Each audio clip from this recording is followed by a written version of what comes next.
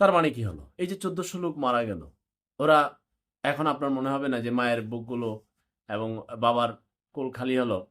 মানে ওগুলো ফাও চলে গেল না? মানে এরা এরা চিন্তা করছিল নতুন একটা বাংলাদেশ হবে, যেখানে সিন্ডিকেট থাকবে না, চাঁদাবাজি থাকবে না, প্রতিহিংসা পরায়ণ রাজনীতি থাকবে না, ছাত্র রাজনীতি থাকবে না, চমৎকার এক উন্নত রাষ্ট্র হবে। কিন্তু এই পুরনো গণতন্ত্রের সবাইকে লুটতন্ত্রের দিকে এগিয়ে যাচ্ছে, যার কারণে এই ১৪০০ লোক মরছেই যেন নির্বাচনের জন্য। তা আমি আমি মোটামুটি আমার পরবর্তী প্রজন্মকে লিখে দেব, বাংলাদেশের জন্য দেশপ্রেমিক হইয়া আর একটা লড়াইয়ে নেই মা রাজনৈতিক, হ্যাঁ একটা লড়াইয়ে নামিস না, আর পিছন থেকে কোনো নেতা সমর্থন আর দাবার গুড়ি গেলবো যাইস না। তুই আইনা দিবি, জীবনের বিনিময়ে ও মাওয়ার ভূতেরা আবার লড়াই শুরু করবে, আবার লুটতন্ত্রের দিকে এগিয়ে যাবে। আমার এইখান থেকে কেউ যাবে না, আপনারা গেলে আবার